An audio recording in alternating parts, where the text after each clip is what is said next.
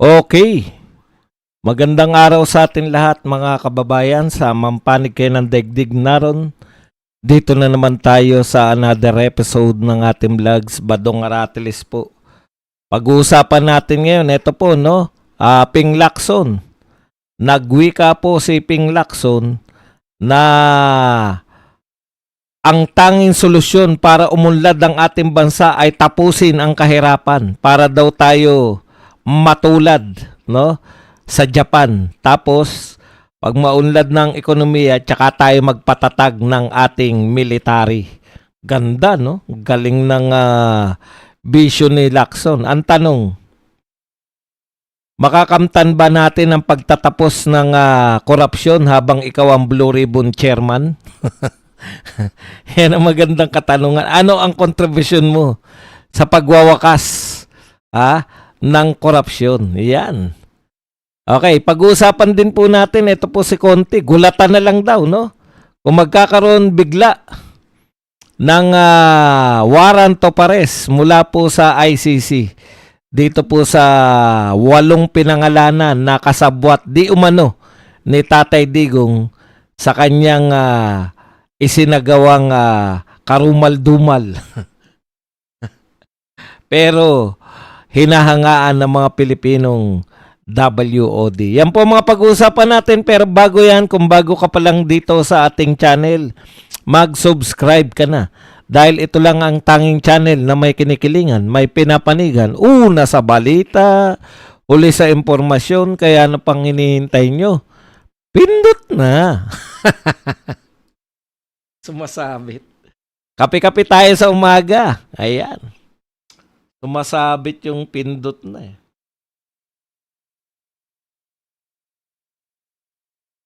Okay, pag-usapan po natin, no? Ito po, unahin na po natin tong kay Ping Lacson. Alam po ninyo, maganda tong sinabi ni Ping Lacson. Yan yung problema eh. Magaganda yung sinasabi ng mga politiko.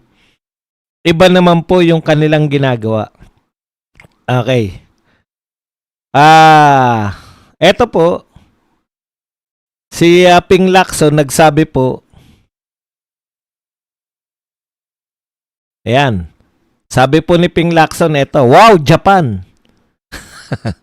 If only the Philippines can eradicate corruption so we may become an economic power, then we can upgrade our military capability. Ergo, we are no longer a pushover country. Sana. Ayan. Okay. Ito po ay sa totoo lang po, nagpapalakas na po militarily kasi ang Japan ngayon, no? Matatandaan po natin, isa po sa kasunduan ng natalo po yung Japan ay hindi na po sila magmi-militarize.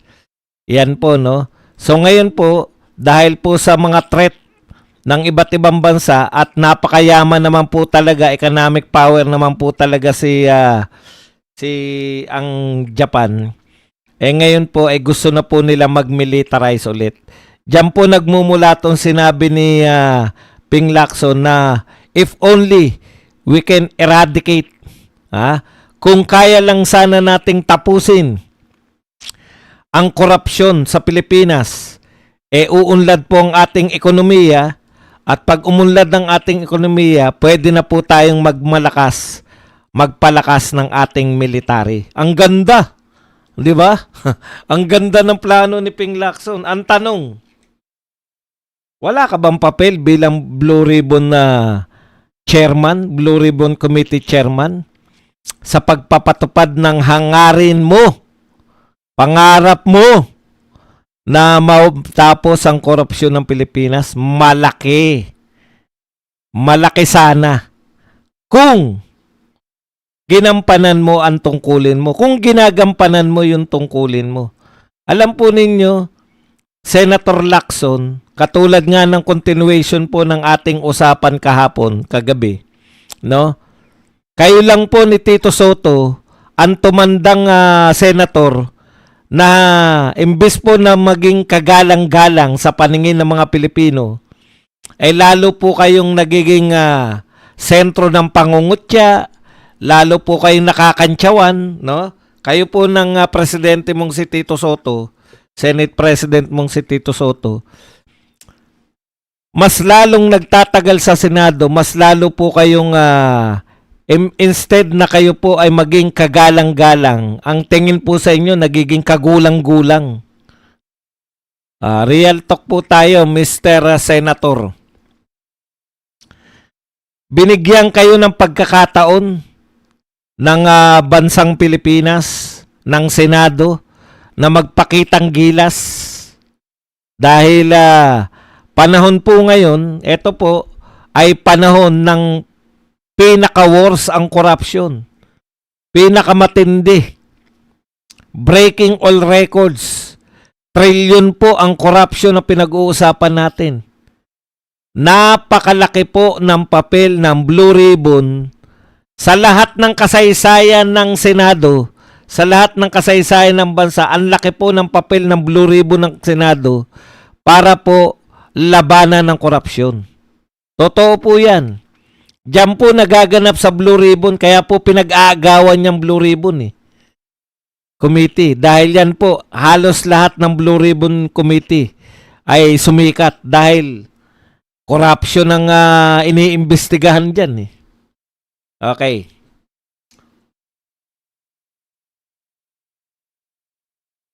Ang gaganda ng mga sinasabi mo, Ping Lacson.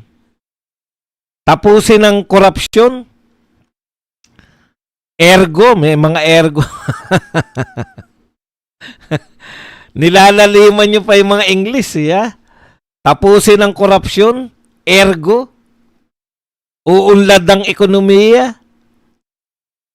At doon makakapagpalakas na tayo ng military, hindi na tayo magiging pushover. Correct na correct yang formula na yan. Kaya lang, ang unang hakbang dyan, para matapos mo yung korupsyon, lalabanan mo muna. Para matapos mo yung korupsyon, hindi mo dapat pinagtatakpan. Para matapos mo ang korupsyon, dapat wala kang sinasanto. Dapat lahat ng masasagasaan, lahat ng involved sa korupsyon, iimbestigahan mo at ipapakulong ninyo o irerekomenda nyong ipakulong sa Senado, sa Blue Ribbon Committee. Malaki po, susi po ang Blue Ribbon Committee dahil kayo lang po ang tanging investigative body na live, napapanood ng tao. Nag-iimbestiga yung NBI. Meron ba kaming napanood na investigasyon ng NBI? Nag-iimbestiga ang DOJ. May napanood ba kaming live investigation ng DOJ? Nag-iimbestiga ang Ombudsman. Meron bang napapanood na live na investigation ng Ombudsman? Nagkaroon po ng pag-asa ang mamamayang Pilipino na sa wakas malulutas ang mga korupsyon sa Pilipinas. Nung Blue Ribbon Committee chairman pa po, itong si Marcoleta, Senator Marcoleta.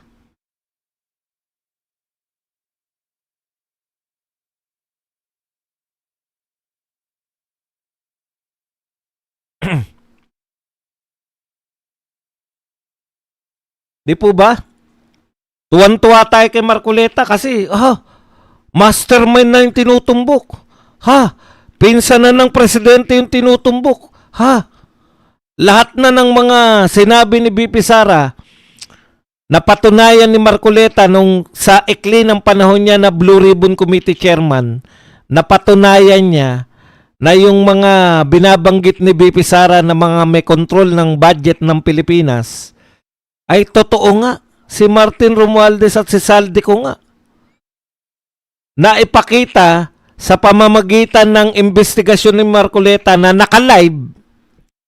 Kaya yung mga tao, make or break. Nung nanonood kami kay Marcoleta, may pag-asa pa Pilipinas.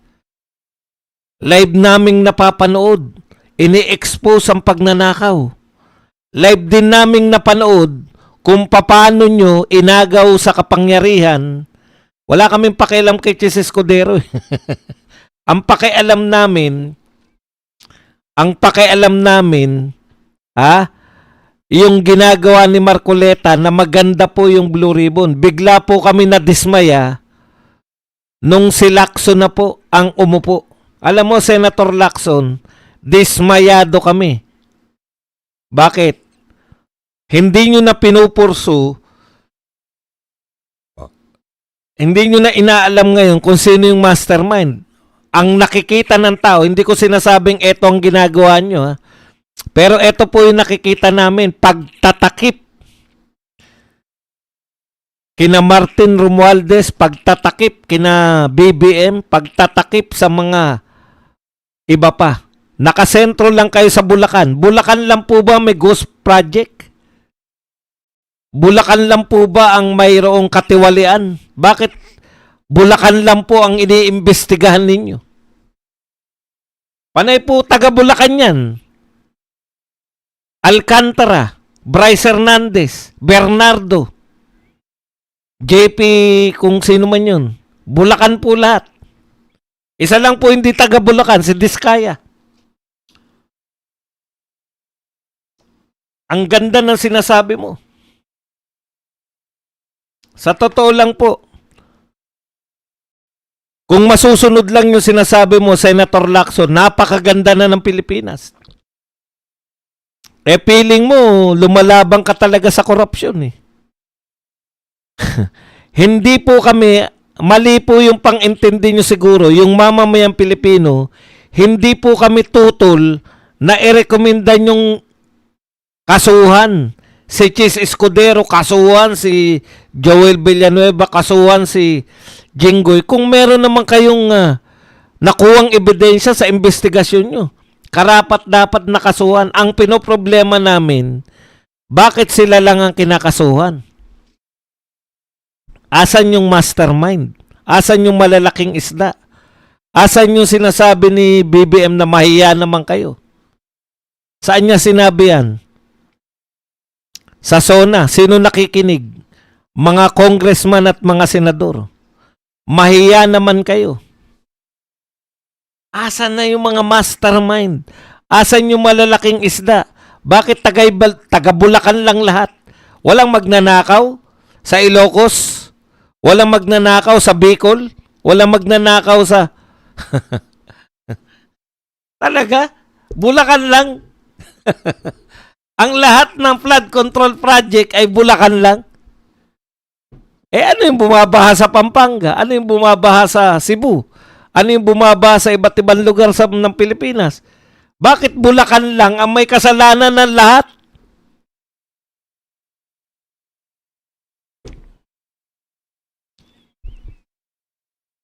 Kailan ka huli nag-imbestiga sa flood control? Tapos na ba ang flood control project? Natukoy nyo na yung mastermind? Naalala ko lang, no? Pasensya na. Galit kami kay Dugudugugang.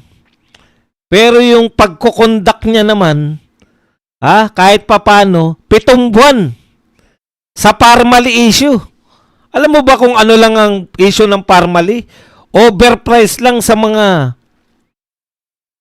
medical kit, overprice lang sa PPEs, yung mga yung ano natin, mask, yung mga face mask, face shield. Overpricing, 7 buwang inimbestigahan ni Dugudugugang Gordon. Ikaw, trilyon, ang daming namamatay. Patigil-tigil, mag-iimbestiga, tigil na naman.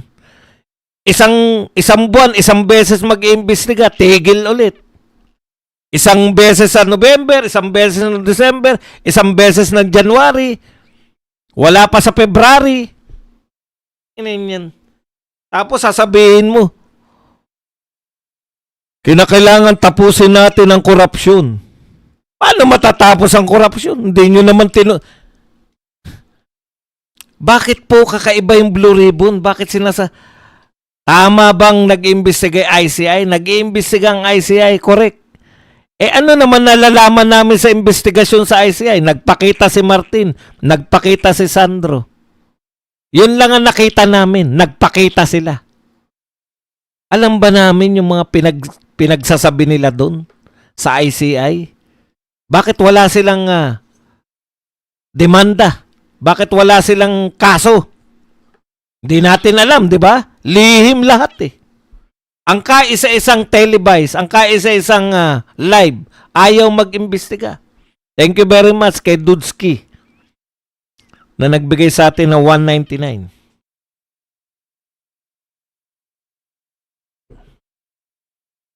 Buti pa si Jessica Soho. Oh. Sa Iligan, nalantad ng KMJS ang palpak na flood control. Imagine.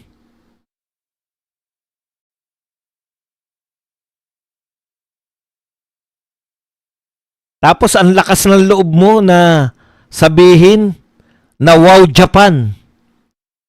Wow Japan.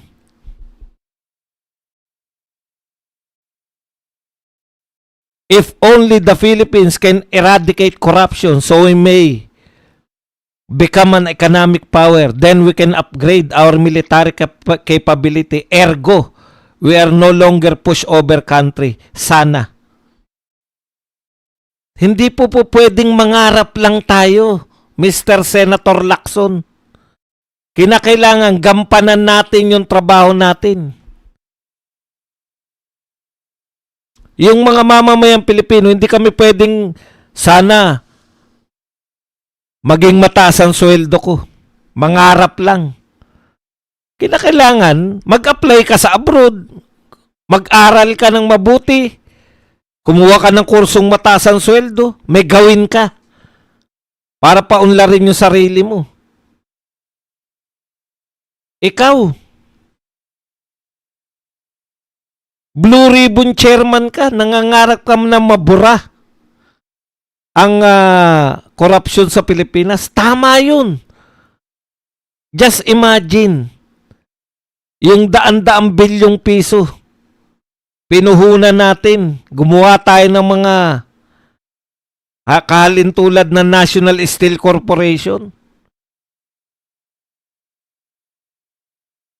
O kung ano pa man. Instead na ninakaw ninyo. Wala eh.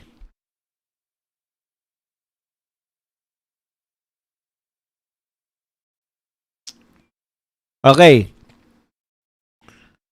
Wow, Japan. Pangarap niya matulad tayo sa Japan. Walang corruption, umunlad. Ngayon, nagpapalakas na ng military, hindi na pushover. Pero ano po ang katotohanan, Senator Lacson? Ito po ang katotohanan. Public Works and Highway Secretary Vince Dizon ordered over the weekend the completion of all pending and installed infrastructure project nationwide. Ayan ha. Nagtokis na naman si Boy Tokis Dizon. Tapusin ang lahat ng mga pending at mga naantalang infrastructure project sa buong Pilipinas. Yun po ang order niya, tapusin. Secretary Dizon, may nakakalimutan ka yata. Asan na yung mga dapat makulong na mga nagnakaw ng flood control? Sila pa rin ang tatapos? Wala kami nabalitaang napakulong mo eh. Taga Bulacan lang lahat. Bulacan lang ba ang Pilipinas? Ano ba yan? May Republic of Bulacan ba? Ang alam ko nakakulong lahat, panay taga Bulacan eh. Pinatakbo pa lang. Ang galing naman naming mga taga Bulacan. Kami nagpatakbo sa buong Pilipinas. Vince Dizon, nasa na yung ipapakulong yung mga magnanakaw? Nasa na yung mga galit-galitang mananakot? Mananakot ang mga... hindi ka bang magkakalit yan? Tignan nyo, wala nagawa. Mananagot sila. Asan yung mananagot? Ang inuutusan mo na magtapos ng mga proyekto, yan yung mga nagnakaw ng bilyon-bilyon. Wala kang ipapakulong dyan sa mga yan. Basta tapusin na lang nila, ganun na lang. Yung nagnakaw ng daang-daang bilyon, tapusin nyo lang yung trabaho nyo. Puta, ninakaw nga ni... Asan na yung mga magpapakulong? Vince Dizon, ba't ka umiikot? Kaya ka umiikot, buong akala namin, Vince Dizon, kaya ka umiikot para makita mo yung lawak ng korupsyon. Kaya ka pala umiikot para makita mo na may mga hindi natapos, may mga hindi nagawa, pinapatapos mo lang. Ganun lang yun. Paano pag walang pera? Popondohan mo pa yung mga nagnakaw, popondohan nyo pa para matapos nila yung mga dapat sana mga tapos na kung hindi sila nagnakaw. Ang tindi talaga natin.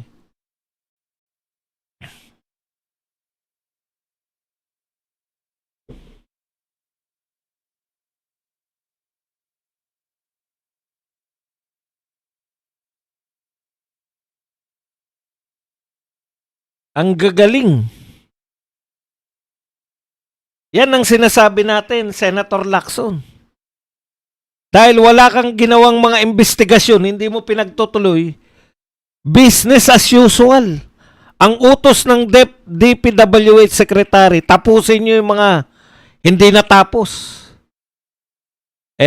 Sek, paano yan? Nabulsa na namin yung pampagawa niyan. Di ba budgetan namin kayo? Magbabudgetan namin kayo. Matapos nyo lang yan. Wala na, Sek. Naubos na nga eh. Binulsa na nga. Pinamigay na namin sa mga magnanakaw na politiko. Pinaghati-hatian na namin. Di popondohan natin para matapos. Wala na pong accountability. At yan po, tokis lang yan. Hindi nila matatapos yan. Walang palipaliwanag oh. Pumunta sa Ilocos, tapusin lang to. Wala pong ganito paliwanag ni Vince Dizon ha. Walang ghost project kasi may nakatayong poste. Oo nga naman. May nakatayo kaya raw hindi ghost project yun. Na na-wash out. Pero yung pinatayo daw ni Sandro Marcos, yun yung mga 2 dipa, hindi na-wash out kay Sandro Marcos daw yun. Yung mga katabi niya lahat na-wash out, yun daw yung sa tatay naming karton. Sabi nung BBM vlogger. Ano yun? Wala lang yun? Tatapusin lang uli? Walang mananagot? Dahil sinabi na ng vlogger, sa tatay niyong karton! Ayan na, okay na. Ang gobyerno to. Ping Lacson. Tama naman tong si Dizon. Hindi niya naman trabaho yan eh. Ang trabaho niya, DPWH. Kaninong trabaho po yung mag-imbestiga ng mga magnanakaw? Sa'yo, Ping Lacson. Pinakialaman ni Ping Lacson lahat. Away sa China, sausaw. Away sa kung saan-saan, sausaw. Pero yung sarili niyang trabaho, hindi niya masausawan. Dami mong sinasabi sa lahat. Pati yung sa China. Away-away sa China, sinasakyan nyo.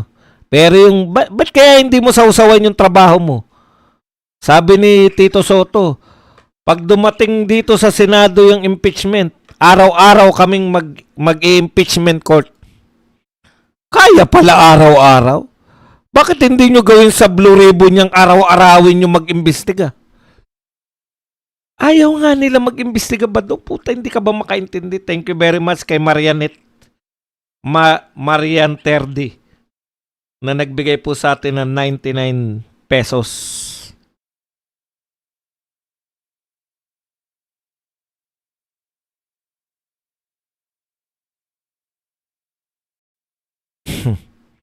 Kaya ang conclusion natin rito, hanggat si Lacson ng BRC, hindi po matatapos ang korupsyon sa Pilipinas. Di naman po kaya, pero sana may pagsisikap man lang. Walang pagsisikap. Siguro si Bong Revilla. Isip ni Bong Revilla, kaalyado ko itong mga to. Makakawala ako agad.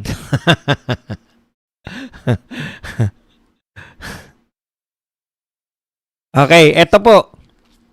Naalala niyo yung text messages di umano. Nilantad po ng 2 senador. Si Senator Erice at saka to si Congressman Erice at Congressman Tinio. Okay.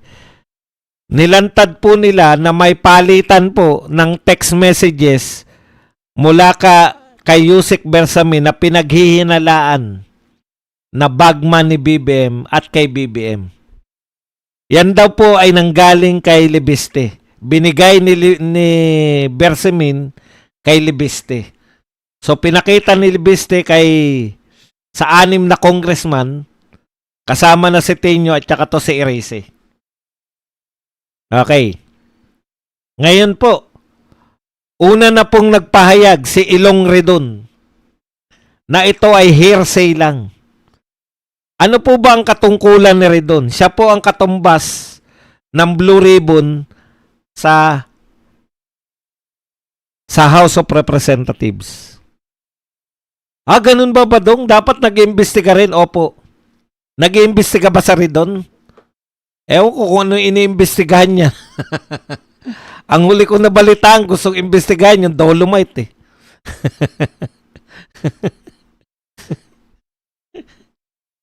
Ngayon po, eto may reaction na po si Senator Lacson. 'Di ba? Kasi ang sabi natin kay Redon, hindi mo pwede sabihin na Redon na ano lang na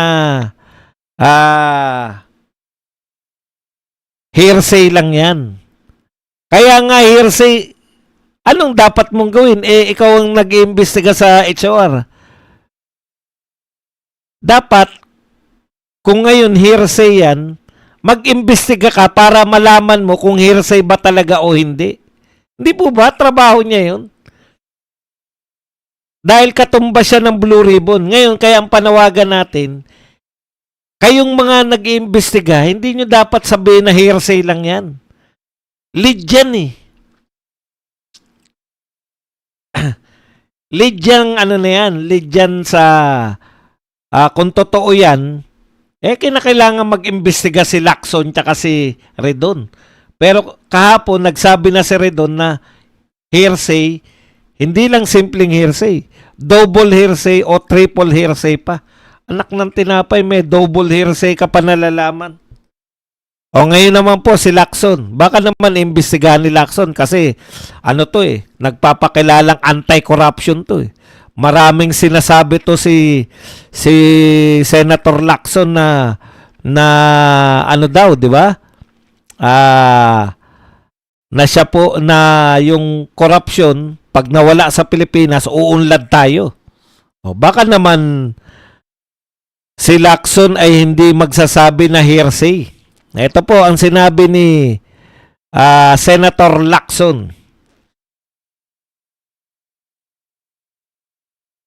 Senate President Pro Tempore Pampilo Lacson dismiss allegations linking President Ferdinand Marcos Jr. to supposed kickbacks from flood control project, saying that the claims are based on hearsay and lack evidence to justify a Senate probe.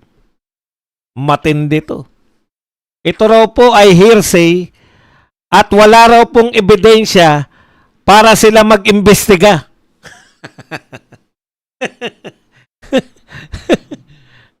Hindi mo ba nakakatawa? Ano na nga trabaho ni Lacson? Blue Ribbon Chairman. Ano ang pangunahing trabaho ng Blue Ribbon Chairman? Mag-imbestiga sa mga anomalya sa gobyerno. Ayaw niya raw mag-imbestiga. Bakit daw ayaw niya mag-imbestiga? Kasi hearsay daw yan. 2 congressman niya nagsasabi.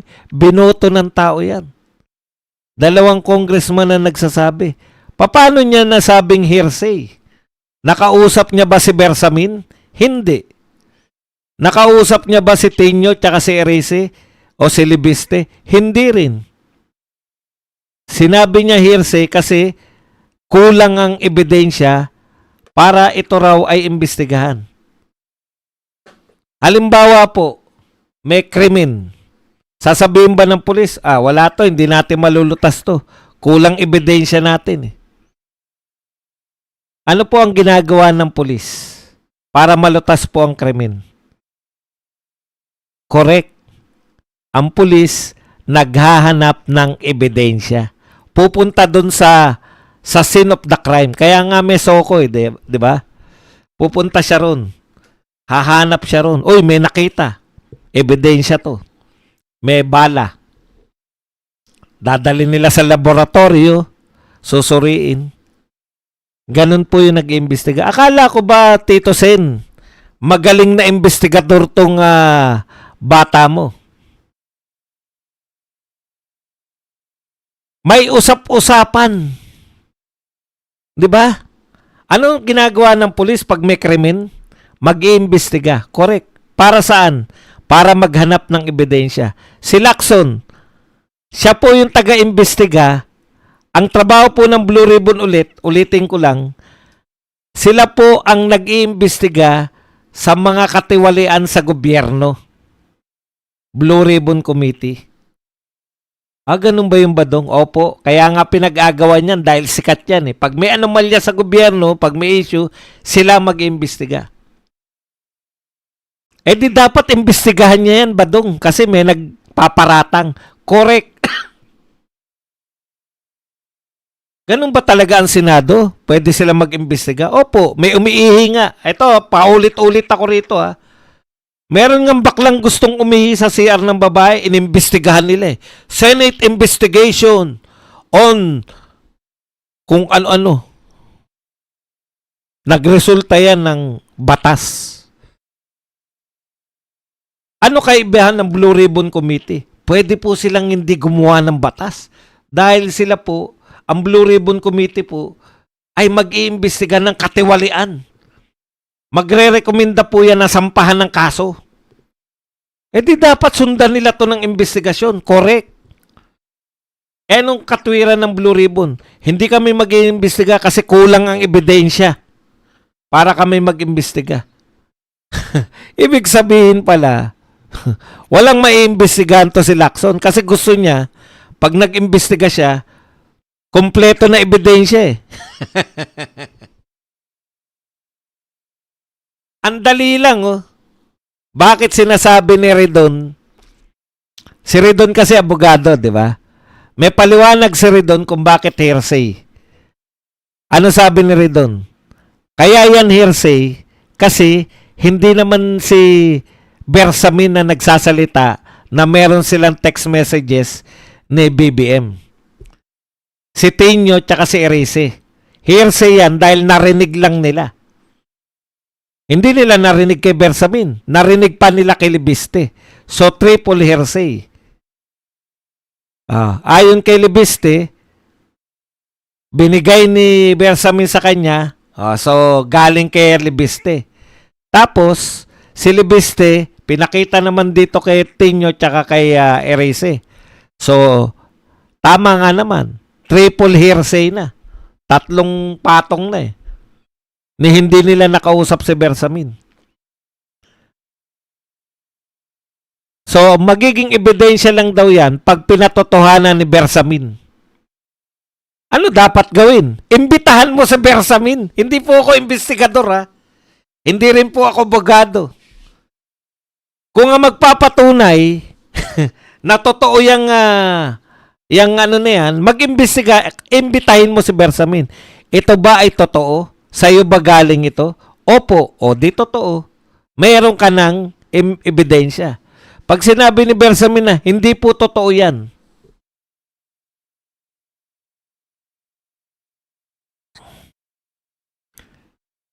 Hindi po pwedeng ganun yun. Kasi, pag nag-iimbestiga ka, hindi ka lang basta maniniwala sa tao. Iimbestigahan mo nga eh.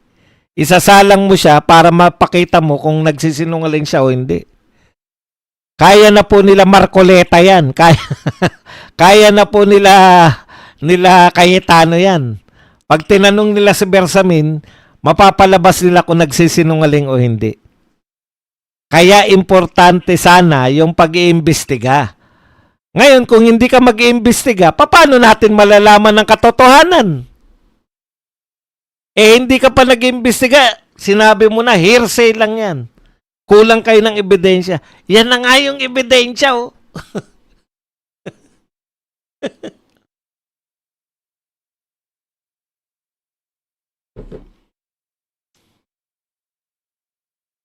Wala tayong magagawa dyan. Baka si Bersamin, naghihintay lang ng patawag, eh, di ba? Tapos ayaw niyong ipatawag. Paano natin malalaman ang lahat?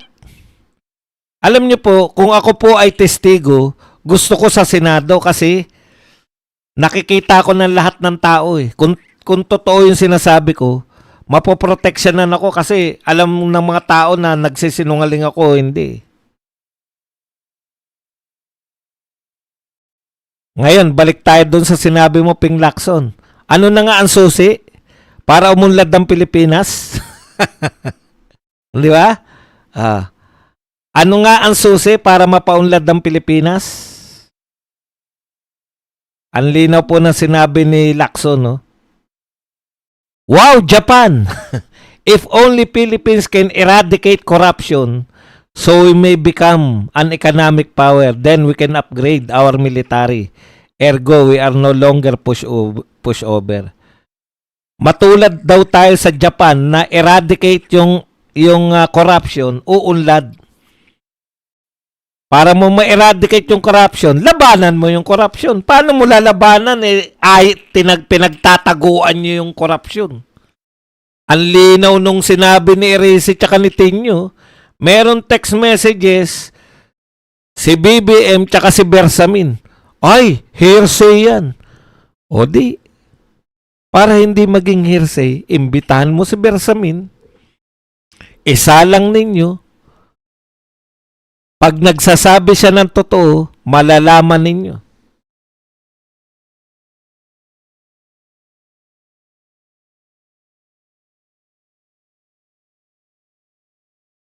Sa kasawiang palad, yan ang katotohanan, Senator Ping Lacson. Punta na tayo rito sa napakagandang babaeng si Conti. Gulatan na lang. Ito ang sinabi ni Conti. Ayan ha. Gulatan na lang daw. An arrest warrant from the International Criminal Court must first be etc. etc. Pero ito po ang sinabi ni Conti. Alam nyo, hindi ko rin masabi yan kasi posibleng may secret warrant of arrest na inilabas na. Kaya aabangan natin yan. Conti said when asked about reports of possible warrant against De La Rosa. Ayan. Ganon din ang magiging siste. I-issue ng warrant of arrest.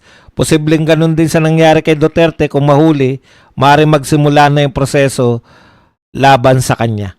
Okay. Na-imagine ko po, no? Ito po yung nagsasalita.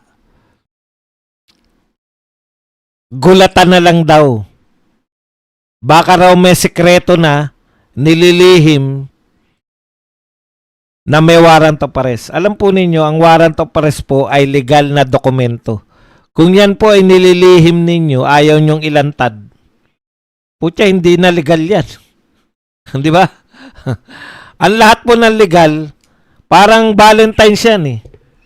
Yung lahat ng legal, ibinabandera mo yan. Ang date ninyo sa Valentine's, sa legal, harap-harapan. Nasa SM kayo, nasa restaurant, lahat nakakakita. May daladalang bulaklak ang iyong legit.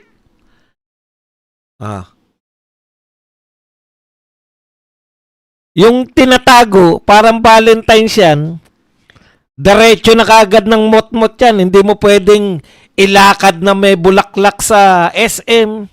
Baka may makakitang kapitbahay. Pakainin sa Max Restaurant. Baka may makakita kayong CCTV ng kapitbahay. Pag sinasabing legal ang warrant of arrest, bakit itatago? Ano yung sinasabi mong gulatan? Yung mga tinatago na yan, hindi po legal yan. Pananaw ko lang, ha? Di ba? Kung legal, bakit mo itinatago? Ibabandera mo yan.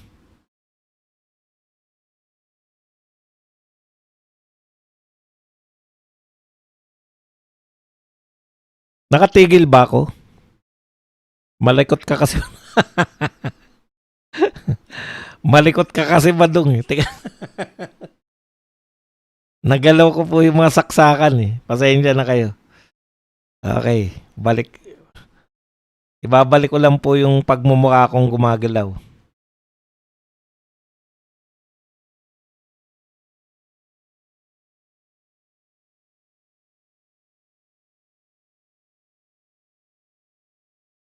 Kung legal ka, binabandera ka. Ganyan po ang mga warrant of arrest na legal. Binabandera yan.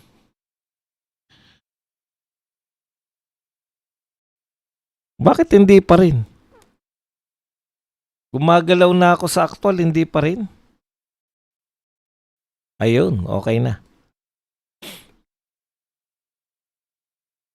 Ngayon, eto pa isa. Wala nang kumu-question sa atin di ba? Ito po ang nakakatakot sa atin, tinanggap na natin. Buhat po na napakulong ng ICC si Tatay Digong, tinanggap na natin na pwedeng manghuli yung ICC sa warrant of arrest nila.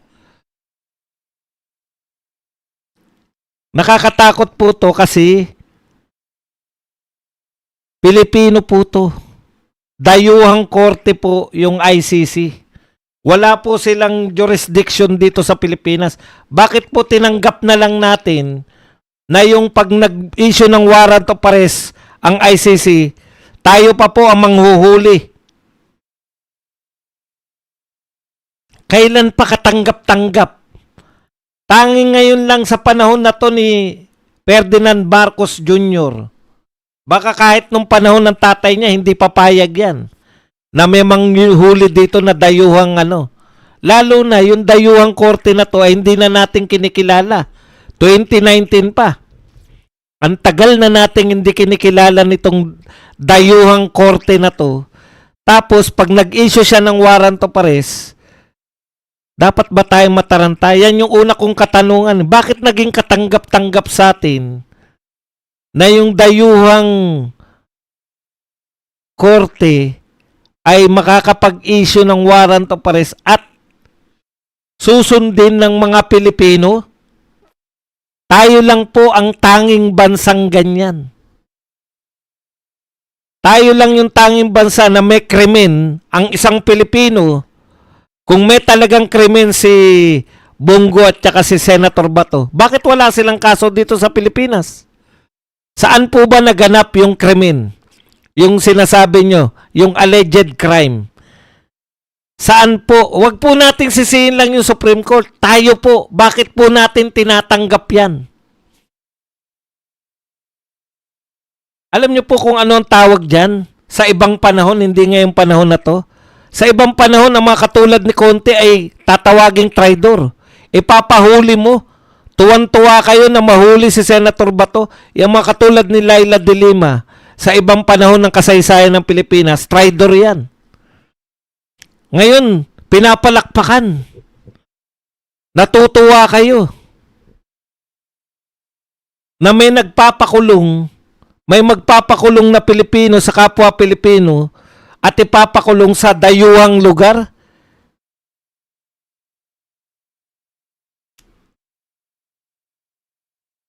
Hindi po normal ito. Tayo lang po ang tanging bansang ganyan. Huwag po nating tanggaping normal yan.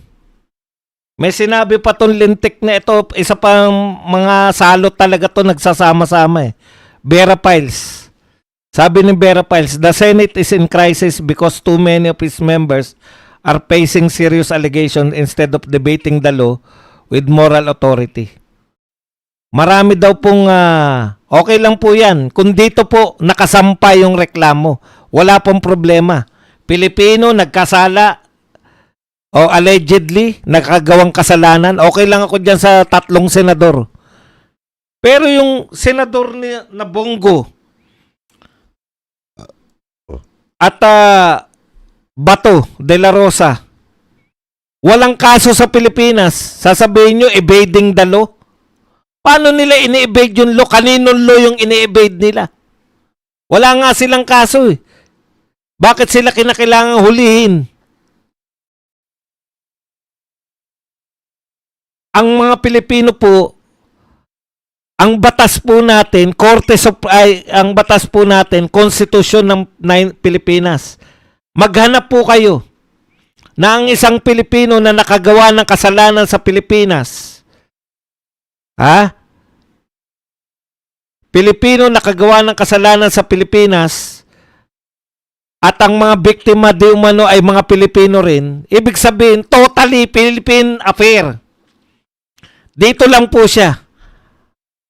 Maghanap po kayo sa letra ng konstitusyon na nakalagay na dapat makulong ang isang Pilipino na gumawa ng krimen laban sa isang Pilipino sa loob ng Pilipinas ay dapat makulong sa the Netherlands o kahit na sa ibang bansa. Very illogical, lahat po ng mga imposible pinapatanggap na sa atin. Huwag na nating pag-usapan yung krimen, ipagpalagay na natin na sila ay kriminal. Kasi kung pag-uusapan pa natin yung paano magiging krimen yung sumusunod ka sa utos ng legal na Pangulo ng Pilipinas? Legal na Pangulo. Binoto ng mamamayan. Hindi po siya nag-utos ng illegal. Oh. Pero wag na pagpalagay na natin. May kaso ba sila sa Pilipinas na iniiwasan? Wala. Yung sinasabi ninyo na bakit hindi nila harapin. Anong harapin nila? Haharapin nila yung pantatraidor ng mga kababayan nila?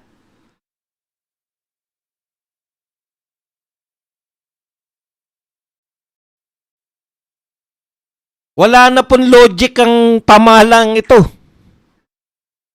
Bakit hindi kayo magsampa, kayong mga Pilipino? Bakit hindi kayo magsampa ng kaso dito? Tsaka nyo sabihin na bakit ayaw harapin ni Bato, ayaw harapin ni Bongo, at kung sino pa. Dito kayo magsampa ng kaso.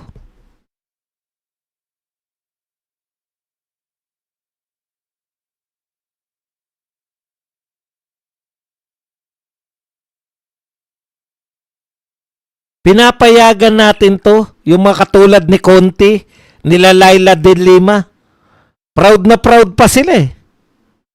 Nagdidiwang pa eh. Pinamumukha pa sa atin yung pagiging traidor. Di po ba katraidoran ng tawag dyan? Kapwa mo Pilipino, isusuko mo sa korte ng iba? Sakop ba tayo ng korte na yan? Matagal na po tayong umalis dyan sa korte na yan. Hindi nila tayo sakop.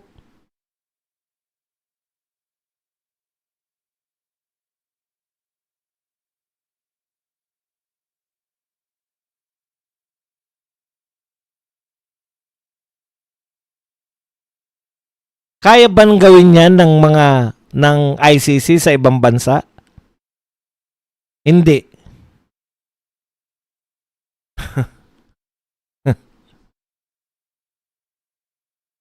Tayo lang po. Yung gobyerno lang po natin ang nagsusuko ng kanyang mamamayan. Pinagmamalaki pa nila na achievement nila yan ha. Lahat po na may kagagawan. Kilala na po natin yan. Huwag po nating iboboto yan dahil pagtatawanan lang po tayo yan. Baka iniisip niya mga yan. Kita nyo tong mga anak ng karton. Tatay daw natin karton eh. Tignan mo tong mga anak ng karton. Baguhin na nga natin tong ano natin. Huwag ng kulto ni Digong. Anak ng karton na lang tayo. Tatay natin daw karton eh. Tignan mo tong mga anak ng karton. Dinala na namin sa ibang bansa. Yung tatay nilang karton. Iboboto pa kami ng mga yan. Hindi po ba insultong-insulto yan? Tayo, pinagkaitan tayo ng tatay nating karton. Sila na nagpadala ron. Mga supporter ng mga nagpadala ng tatay nating karton. Tapos, iboboto natin. May paiyak-iyak pa tayo, ha?